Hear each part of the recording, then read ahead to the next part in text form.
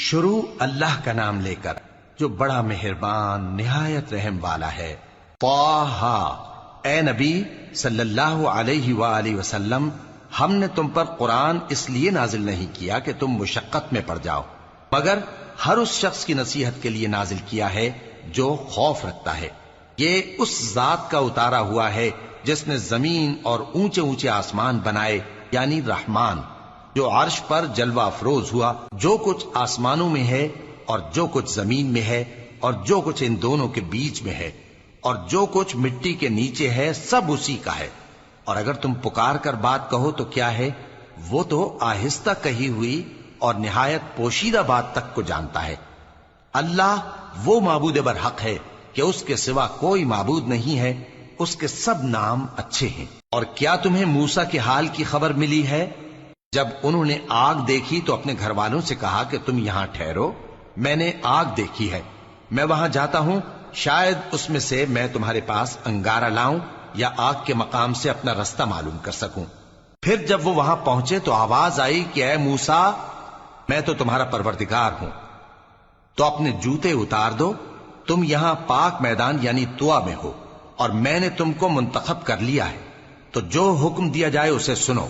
بے شک میں ہی اللہ ہوں، میرے سوا کوئی معبود نہیں، تو میری عبادت کیا کرو اور میری یاد کے لیے نماز پڑھا کرو۔ قیامت یقیناً آنے والی ہے، میں چاہتا ہوں کہ اس کے وقت کو پوشیدہ رکھوں تاکہ ہر شخص جو کوشش کرے اس کا بدلہ پائے۔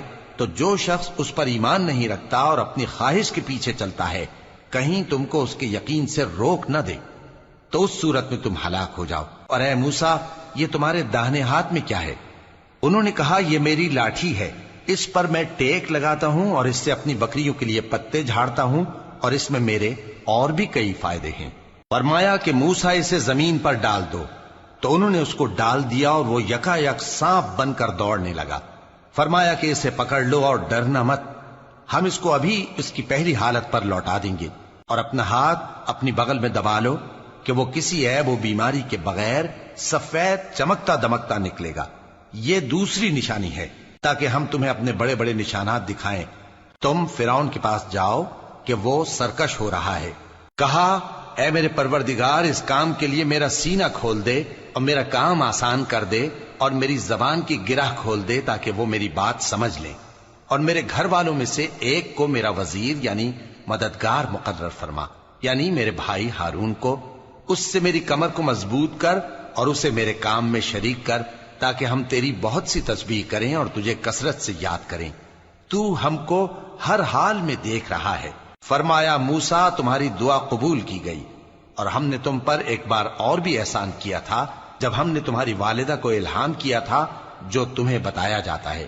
وہ یہ تھا کہ اسے یعنی موسیٰ کو صندوق میں رکھو، پھر اس صندوق کو دریا میں ڈال دو، تو دریا اس کو کنارے پر ڈال دے گا، اور میرا اور اس کا دشمن اسے اٹھا لے گا۔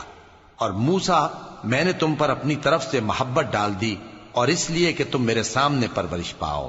جب تمہاری بہن وہاں فرعون کے ہاں گئی اور کہنے لگی کہ میں تمہیں اس کا پتہ دوں جو اس کو پالے پوسے، تو اس طریق سے ہم نے تم کو تمہاری ماں کے پاس پہنچا دیا تاکہ ان کی آنکھیں ٹھنڈی ہوں اور وہ رنج نہ کریں۔ اور تم نے ایک شخص کو مار ڈالا تھا تو ہم نے تم کو غم سے نجات دی، اور ہم نے تمہاری کئی بار آزمائش کی، پھر تم کئی سال اہل مدین میں ٹھہرے رہے۔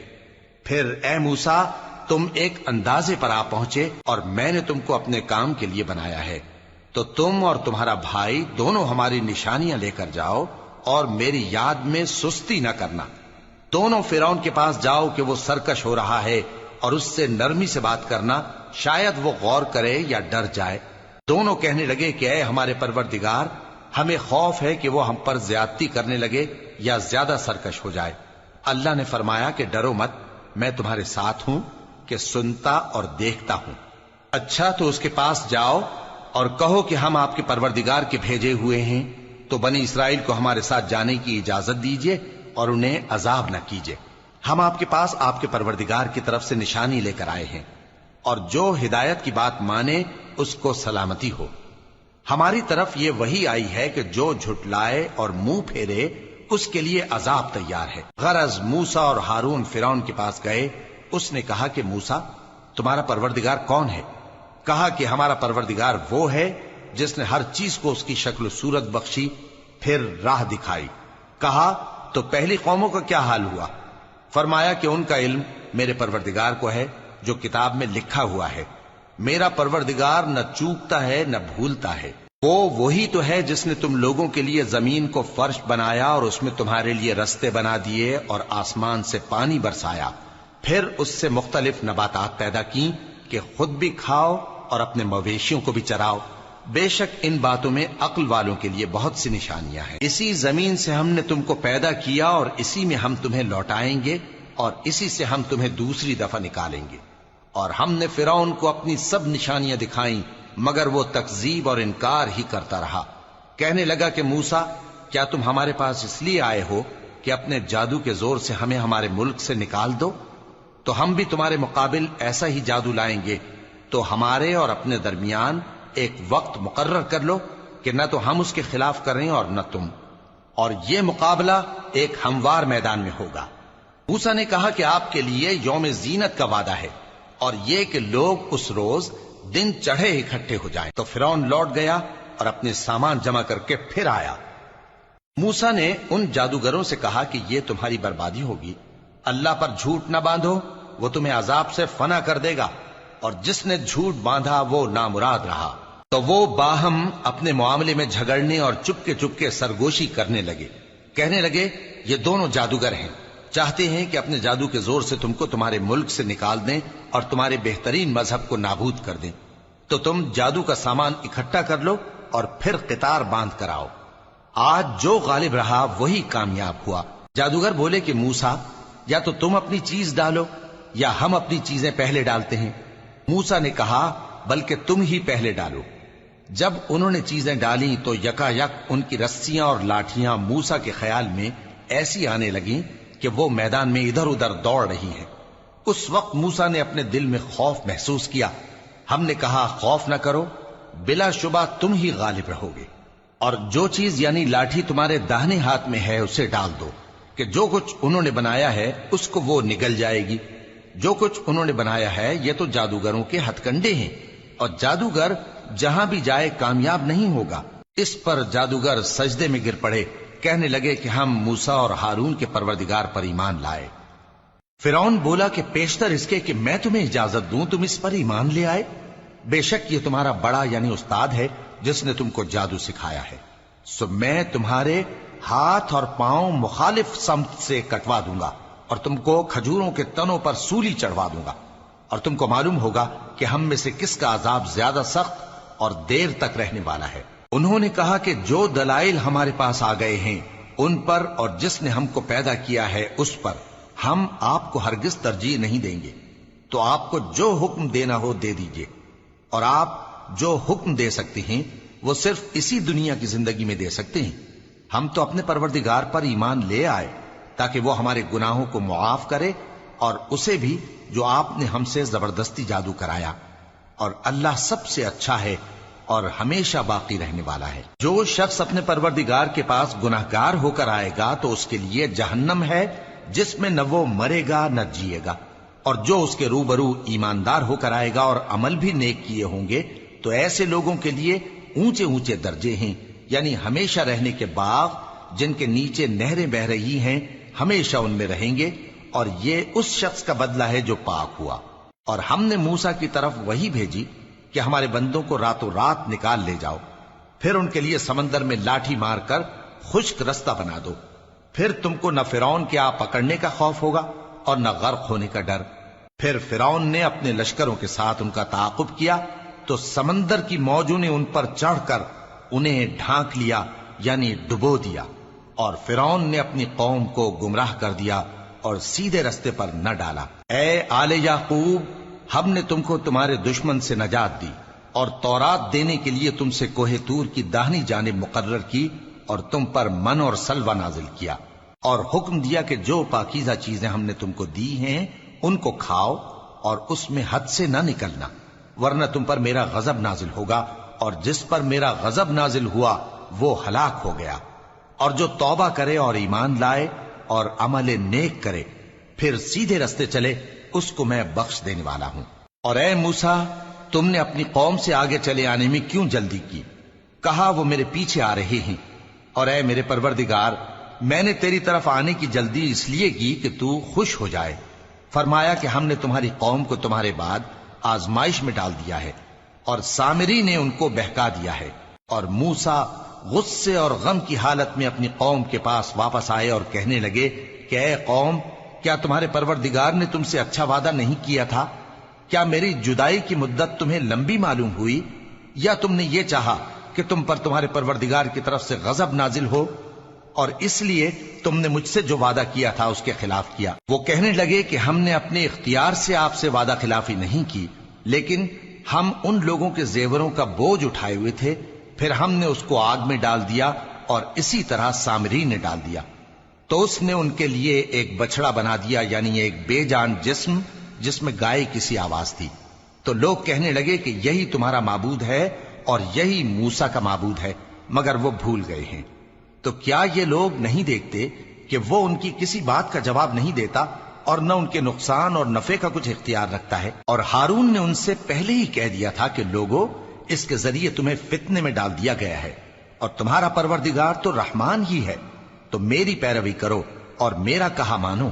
وہ کہنے لگے کہ جب تک موسیٰ ہمارے پاس واپس نہ آئیں ہم تو اس کی پوجا پر قائم رہیں گے۔ پھر موسیٰ نے ہارون سے کہا کہ اے ہارون، جب تم نے ان کو دیکھا تھا کہ گمراہ ہو گئے ہیں تو تم کو کس چیز نے روکا تھا؟ یعنی اس بات سے کہ تم میرے پیچھے چلے آؤ، بھلا تم نے میرے حکم کے خلاف کیوں کیا؟ کہنے لگے کہ اے ماں جائے، میری داڑھی اور سر کے بالوں کو نہ پکڑیے، میں تو اس سے ڈرا کہ آپ یہ نہ کہیں کہ تم نے بنی اسرائیل میں تفرقہ ڈال دیا اور میری بات کو ملحوظ نہ رکھا۔ موسیٰ نے فرمایا تو اے سامری تیرا کیا حال ہے؟ اس نے کہا کہ میں نے ایسی چیز دیکھی جو اوروں نے نہیں دیکھی، تو میں نے فرشتے کے نقش پا سے مٹی کی ایک مٹھی بھر لی، پھر اس کو بچڑے کے جسم میں ڈال دیا، اور مجھے میرے جی نے اس کام کو اچھا بتایا۔ موسیٰ نے کہا جا، تجھ کو دنیا کی زندگی میں یہ سزا ہے کہ کہتا رہے کہ مجھ کو ہاتھ نہ لگانا، اور تیرے لیے ایک اور وعدہ ہے، یعنی عذاب کا جو تجھ سے ٹل نہ سکے گا، اور جس معبود کی پوجا پر تو جمع ہوا تھا اس کو دیکھ، ہم اسے جلا دیں گے، پھر اس کی راکھ کو اڑا کر دریا میں بکھیر دیں گے۔ تمہارا معبود تو اللہ ہی ہے، جس کے سوا کوئی معبود نہیں، اس کا علم ہر چیز پر محیط ہے۔ اس طرح ہم تم سے وہ حالات بیان کرتے ہیں جو گزر چکے ہیں، اور ہم نے تمہیں اپنے پاس سے نصیحت کی کتاب عطا فرمائی ہے۔ جو شخص اس سے منہ پھیرے گا وہ قیامت کے دن گناہ کا بوجھ اٹھائے گا۔ ایسے لوگ ہمیشہ اس عذاب میں مبتلا رہیں گے، اور یہ بوجھ قیامت کے روز ان کے لیے برا ہوگا، جس روز سور پھونکا جائے گا، اور ہم گناہگاروں کو یوں اکٹھا کریں گے کہ ان کی آنکھیں نیلی نیلی ہوں گی۔ تو وہ آپس میں آہستہ آہستہ کہیں گے کہ تم دنیا میں صرف 10 ہی دن رہے ہو، جو باتیں یہ کریں گے ہم خوب جانتے ہیں۔ اس وقت ان میں سب سے اچھی راہ والا یعنی عاقل و ہوش مند کہے گا کہ نہیں، بلکہ صرف ایک ہی روز ٹھہرے ہو۔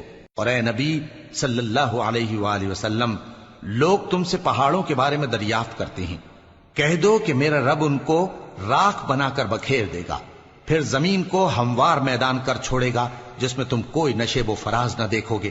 اس روز لوگ پکارنے والے کے پیچھے چلیں گے اور اس کی پیروی سے انحراف نہ کر سکیں گے، اور رحمان کے سامنے آوازیں پست ہو جائیں گی، تو تم ایک ہلکی آواز کے سوا کوئی آواز نہ سنو گے۔ اس روز کسی کی سفارش کچھ فائدہ نہ دے گی مگر اس شخص کی جسے رحمان اجازت دے اور اس کی بات کو پسند فرمائے۔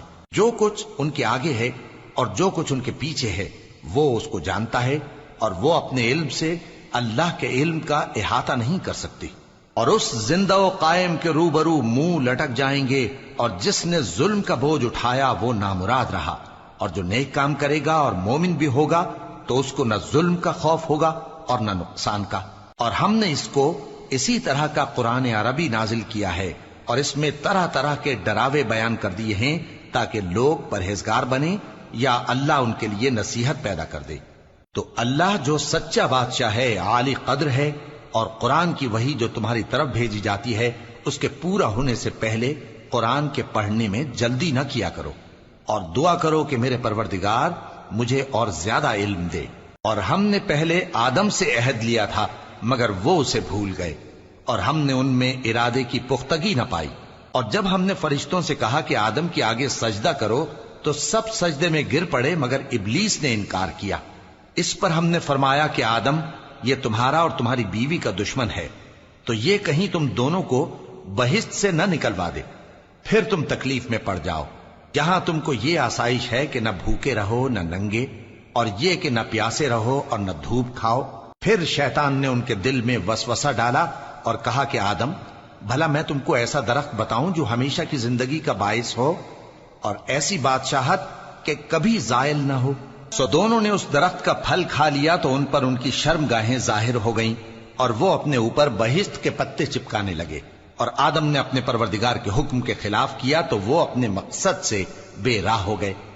پھر ان کے پروردگار نے ان کو نوازا تو ان پر مہربانی سے توجہ فرمائی اور سیدھی راہ بتائی۔ فرمایا کہ تم دونوں یہاں سے نیچے اتر جاؤ، تم میں بعض کے دشمن ہوں گے، پھر اگر میری طرف سے تمہارے پاس ہدایت آئے تو جو شخص میری ہدایت کی پیروی کرے گا وہ نہ گمراہ ہوگا اور نہ تکلیف میں پڑے گا، اور جو میری نصیحت سے منہ پھیرے گا اس کی زندگی تنگ ہو جائے گی، اور قیامت کو ہم اسے اندھا کر کے اٹھائیں گے۔ وہ کہے گا کہ میرے پروردگار، تو نے مجھے اندھا کر کے کیوں اٹھایا؟ میں تو دیکھتا بھالتا تھا۔ اللہ فرمائے گا کہ ایسا ہی چاہیے تھا، تیرے پاس ہماری آیتیں آئیں تو تو نے ان کو بھلا دیا، اسی طرح آج ہم تجھ کو بھلا دیں گے۔ اور جو شخص حد سے نکل جائے اور اپنے پروردگار کی آیتوں پر ایمان نہ لائے، ہم اس کو ایسا ہی بدلہ دیتے ہیں، اور آخرت کا عذاب بہت سخت اور ہمیشہ باقی رہنے والا ہے۔ تو کیا یہ بات ان لوگوں کے لیے موجب ہدایت نہ ہوئی کہ ہم ان سے پہلے بہت سے فرقوں کو ہلاک کر چکے ہیں جن کے رہنے کے مقامات میں یہ چلتے پھرتے ہیں؟ عقل والوں کے لیے اس میں بہت سی نشانیاں ہیں۔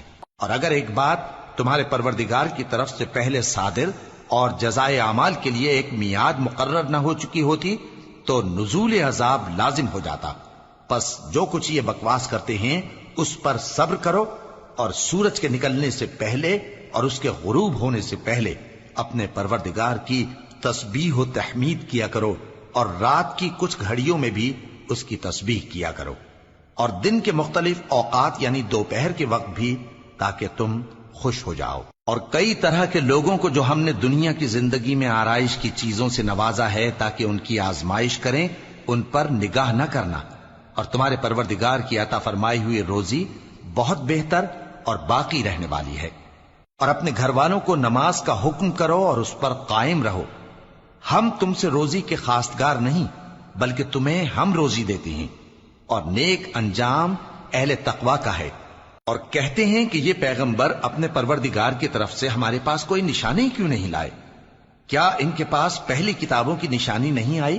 اور اگر ہم ان کو پیغمبر کے بھیجنے سے پیشتر کسی عذاب سے ہلاک کر دیتے تو یہ کہتے کہ اے ہمارے پروردگار، تو نے ہماری طرف کوئی پیغمبر کیوں نہ بھیجا کہ ہم ذلیل اور رسوا ہونے سے پہلے تیرے احکام کی پیروی کرتے۔ کہہ دو کہ سب نتائج اعمال کے منتظر ہیں، سو تم بھی منتظر رہو، ان قریب تم کو معلوم ہو جائے گا کہ دین کے سیدھے رستے پر چلنے والے کون ہیں اور جنت کی طرف راہ پانے والے کون ہیں، ہم یا تم۔